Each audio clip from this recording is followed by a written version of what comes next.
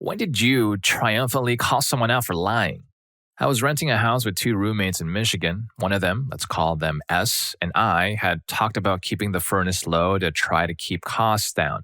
It was also because S's room was in the middle and apparently got ridiculously hot at night, so hot she admitted to cracking the window sometimes. We had talked to the other roommate, A, about it, and she was on board. Except A constantly turned the heat up a good 8 degrees hotter than what we had agreed on. It would be one thing if she was legitimately cold, Michigan in the winter after all, but she would crank the heat up and then wear skimpy clothing. It was pretty frustrating that she wasn't even trying to layer up before turning the furnace up. Not only that, but she would come home from school, turn the heat up, and then leave for the weekend not 15 minutes later. One of her go-to excuses for the heat being higher was that the furnace was programmed to turn up at a certain time of the day, which it only was because she had programmed it that way. So one weekend, when she was back at her parents' house, I reprogrammed it back. Monday rolls around and I get back from class and the furnace is up again. I turn it down and go confront A about it. She predictably said the heat was only up because it's programmed that way. And I called her a liar flat out. She shouted at me a bit and then called me an a-hole, then went into her room to sulk. She was so bad with any sort of confrontation, she came from money and her parents had spoiled her rotten, that she never spoke another word to me. This was around February. She unofficially moved out like 3 weeks later, but her parents still paid her portion of the rent until September.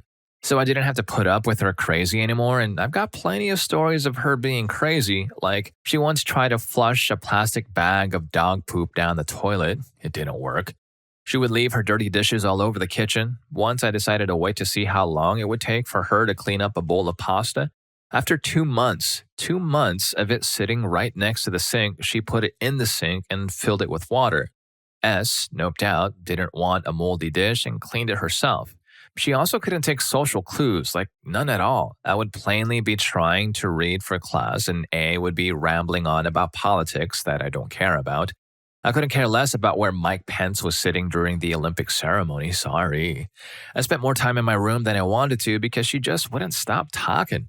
When I say she had come from money and was spoiled, I mean it. Her parents paid all her bills, even gave her an allowance. A was 21. She did not work and barely even did her homework. She said her homework gave her anxiety, so she just didn't do it. She failed an entire semester's worth of classes, private college, and her parents kept paying for her anyway. She openly admitted to not brushing her teeth in the winter. She made her own toothpaste, but I guess it got too hard to use in the winter. She was a vegan and was constantly getting on my case about how horrible animal products are for me. Then when I would sit down to eat lunch, she would ridicule me on my choice of veggies, raw broccoli and carrots. Legitimately, half the fridge was taken up solely by her condiments and sauces. Not a huge deal, we didn't ever run out of room, but when A moved out, she didn't even touch her items. I spent a solid 2 hours cleaning out moldy containers so I could recycle them. And finally, she took pride in not exercising, like ever. I like to lift weights and would get criticized for it when I got back to the house. She was under the impression that the negative effects of exercises on joints greatly outweighed the positive. Then she would complain about how walking across a parking lot, 200 yards tops, hurt her knees. Story 2. God, for whatever reason, this story angers me to this day. So I manage a family-owned pizza restaurant, and I believe it was a Friday or a Saturday night that this guy calls in. One of my drivers takes the call, and then he puts it on hold, informing me that he wants to speak to a manager. Okay, cool, I do it every day. This person immediately just starts yelling at me. Basically, he was upset because the store he orders multiple times a week from didn't have his customer info in the system. At first, I was respectful and I told him that while it is rare that is possible due to our very outdated computer systems, that the program decided to mess with his info and delete it. It has happened, but it is rare. This apparently was not enough for him. He was so unbelievably upset about this, I don't understand why. So first, he asks for my name and asks if I am the manager. I say yes. Then he says that he would like the number to our corporate line. I tell him that this is a family-owned restaurant. We're not corporate. I feel like right now is a decent enough time to add in that I personally love dealing with these types of customers. You know, it's completely irrational, disrespectful, loud, etc., etc. And this is mostly because as soon as they start being rude to me, I have been granted full permission to dish it right back to them. Anyways, after I told him that we were not corporate, this just seemed to anger him more. The angrier he got, the more I enjoyed it. I don't know if this is a mildly sadistic thing, but hey, whatever. So then, what he wants next is to speak to the general manager. I tell him that he's not working that night. He wasn't. So then he asks for his name and phone number. I tell him I'm not allowed to give that information out. Lie. He just keeps getting more and more upset. All right, I also forgot to mention I haven't slept in 24 hours, that I asked him, basically, accused him multiple times of calling the wrong store. It happens all the time, and slightly in their defense, 3 of our stores have the same first 6 digits. He assures me he called the right store. Now, at this point, since I couldn't provide him with anyone else higher up at the moment, he decides to ask if I am working the next day. Yes, sir, I'll be here all day. All right, I'll come pay you a visit tomorrow, he says. That had me weak. It was so hilarious the way he said it. So anyways, right before he hangs up, I cut him off. Excuse me, if you don't mind, do you usually order for pickup or delivery? Delivery, he says. And if you don't mind, what are the 2 major cross streets of where you live? This street, that street, he says. Bingo. Ah, okay, sir. So you see, the issue here is that you're quite literally 2 blocks away from our other location. We here are an extra 20 minutes south of you. We would never, under any circumstances, deliver to you unless you place an order for $500 or more. So you were calling the wrong store the entire time. And then he basically spat off some senseless stuff about how he was still going to report me and called me rude, basically all of that, indicating that he just lost an argument hard. It was entertaining to hear him back reel as he hung up on the phone. God damn, that was so satisfying. Story 3. When Fallout 4 had just released, I convinced my partner to let me go and snap up a copy on launch day, which was being advertised for the discounted price of $69. Australian pricing sucks, but that's another story. Afterwards, while she grabbed a pizza for lunch, I went into the nearby EB game store to just idly browse. Anyway, this young bloke and his mother came in with a catalog from Target and asked the guy at the counter to price match Fallout 4, as is their policy. The clerk launches into this patronizing spiel about how that only applies when stores in their vicinity have myriads of stock, and he knows for a fact that every store in town has no copies left, as it's such a massive game and it's being launch day and all. The mother sighs and begrudgingly agrees to pay the full $99.95 that over-exorbitantly priced EB seems to think every game should retail for, which is when I pipe up, excusing myself for interrupting, but saying that I overheard the conversation, and I know for a fact that the local Target store still has multiple copies in stock. The cashier sneers and tries to argue that they didn't, to which I suggested that the lady give the store a quick call to ascertain whether they did, in fact, have any stock left, and produce the receipt from my wallet that showed that I'd literally purchased a copy at the discounted price less than 15 minutes earlier. The cashier finally relented, sensing that he was close to losing out on the sale altogether, shooting me daggers as he rang up the price, and condescendingly stating to the lady that he'd make the exception this one time for her and her son. Satisfied, I booked out of the store and chowed down on some crappy-tasting Domino's pizza as a reward. I hate it when unscrupulous people try to take advantage of people, particularly older people, so it felt good to put this person in his place. A small victory, to be sure, but a sweet one nonetheless. SMH, man, SMH. Gamers have always been the most oppressed people. Like, think about it. New games on release cost so much, and then they decide to make it free after a year. Story 4. Oh boy. So there was this girl I grew up with who was notorious for her being a pathological liar. All you need to know for sure is that this is when she and a bunch of girls were going through their weeb stage, and that meant everything in and from Japan was the best thing ever. So this girl, white as bread, tried to convince her fellow students that she was from Japan via adoption, as in she was adopted from Japan, and then she said she had 2 birthdays because of it. I'd grown up with her and she never celebrated her 2nd birthday up until that year, and I knew all about her family. Basically, a friend gave her a gift on her 2nd birthday, and I pointed out to my friends as we watched this unfold that she didn't have a 2nd birthday. I then explained what I'd learned and observed. Well, the friend who got her a gift asked her about it, and she was pissed. She came marching over to me saying, "How dare you lie to him?" I told her I knew she'd been lying all year and that I grew up with her, so I knew all about her birthday and whatnot. I said, "You know darn well that today isn't your birthday, so stop lying to people just to get attention." She hated me after that, but she did lose most of her friends except for the naive ones who will believe anything you tell them.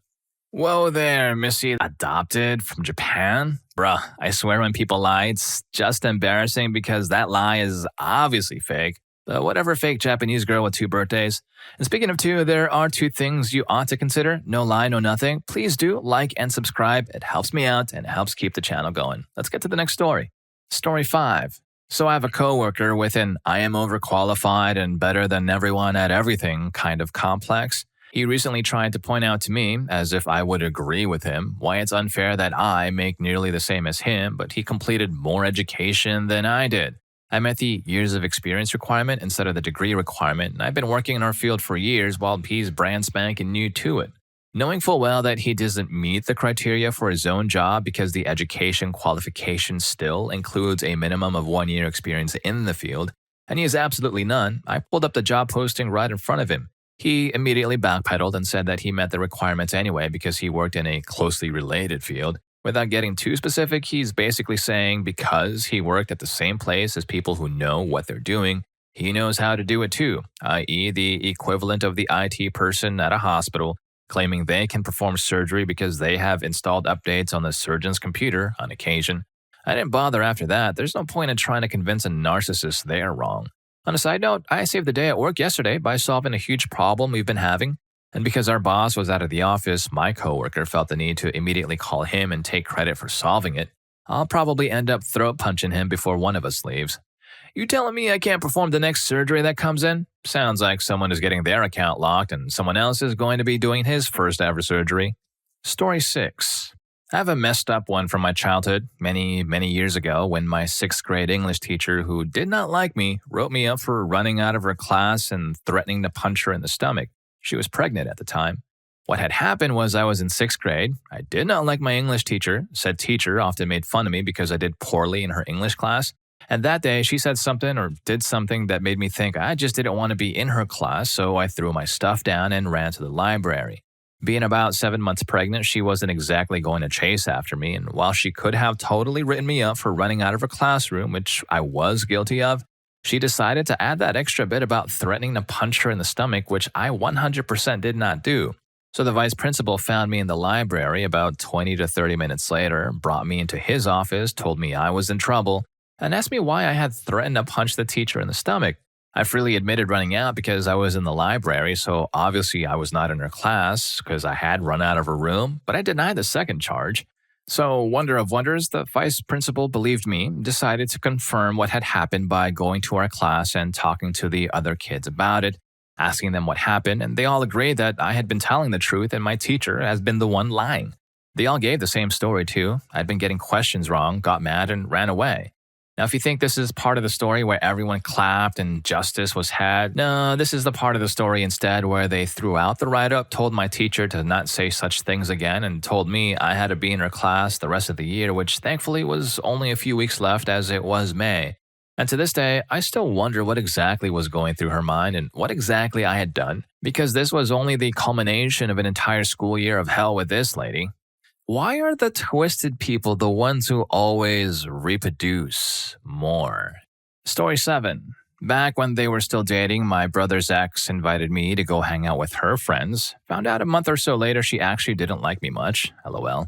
I was supposed to meet them at 2:30 p.m. at Warehouse, but they didn't show. Waited there for like an extra 30 minutes. Kept asking the host if they canceled the reservation or for any updates. There were none.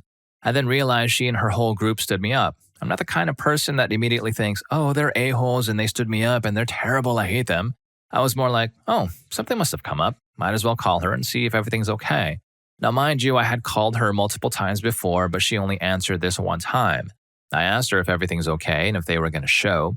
She went all Porky Pig on me and managed to come up with, oh, my cousins from Ireland are here. I didn't know they were coming, sorry. I was like, okay, that's fair enough. I kind of brush it off and call my own friends, and we spend the day wandering around the city. It's not till I get home and my brother asks me how it was that I realized he wasn't aware of her sudden change of plans. I tell him about our cousins, and he calls her up asking why she would make plans with me if she was just going to ditch me anyways, and why the rest of the group didn't come just because she didn't go. She didn't really answer any questions, and it made him super suspicious. Apparently, she'd been really distant and weird the past couple of weeks, and he's been wary of it. He texted one of her friends and asked why they ditched me. At this point, I was getting super embarrassed because it seemed like he was making a big deal out of this for no reason. But she said that she didn't know about the meetup and that his GF didn't even have cousins in Ireland. My brother now is up at the wall at this point. He grabs his keys and decides to go to his girlfriend's house, and I just tag along because, hey, why not? She opens her apartment door in a bathrobe. There's a voice from inside the apartment. My brother is like, yo, why would you lie to me? She panicked and said that it was her cousin from Iceland, and I was like, you told me about Ireland, and she was like, yeah, that's what I meant. We walk into her place, and there's a dude in his boxers just chilling on her couch watching Big Mouth or something. Ew.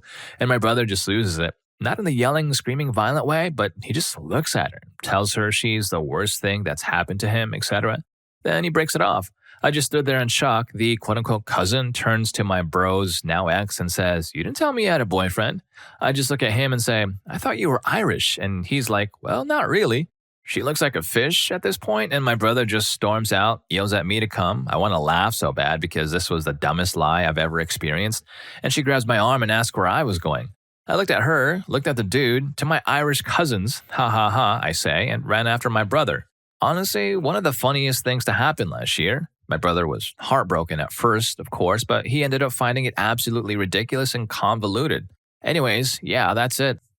Story 8. So, me and my friends sometimes play One Night Ultimate Werewolf at this youth club, and it can get pretty heated. This is a game where you have to be really good at lying, and we all know each other's tells. Anyway, one night we were playing a game with a guy who frequented the club but didn't always join in. He was more of a Yu-Gi-Oh player. And we went through the night phase. For those who don't know, at the beginning of each game, players draw cards with roles from werewolves to seers to villagers. The night phase is when we close our eyes and act out our roles one at a time. Anyway, we have the game's first expansion, so we have so many roles that we sometimes take them out and put them in a box nearby until we're done playing. We usually have 3 to 5 spares set in the middle for some other roles. As soon as the night phase is over and the timer to find the werewolf is going, everyone instantly realizes, and some knew before that there are now 6 cards in the middle of the table, meaning someone swiped a card from the box and placed it on the board. So we decide to play things out and get a basic reading of the roles. Player 1 is a seer, player 2 is a hunter, player 3 was a mason, and we hone in on him being the cheater. We don't call him out immediately. Instead, we slowly boil him alive. The timer is finished, we have to vote, and everyone votes for the cheater to be executed. He flips his card over, showing the Mason card and said, you really should have trusted me. Oh, no we don't, another person remarked. We knew you cheated. I specifically took the Masons out of the deck, and I know for a fact you were the minion. How we figured him out was actually rather simple. There are 2 Mason cards in the deck, and their role is that the Masons can look at each other during the night phase, creating an alibi between them. When the cheater wasn't looking, I looked in the deck and lifted the other Mason card and flashed it, showing that the second card was not in play. Second, the werewolves are among the first group role to act after the night phase started. The minion was the first solo role after that. He used the fact he was meant to be spying on who the werewolves were to take his card, slide it into the middle, and then taking the Mason card. So we gave him the riot act, telling him he'd be banned from the table if he cheated again. We kept a very close eye on him after, even asking a girl who was reading a book nearby to let us know if he was cheating again. He proved to be a very effective player after that.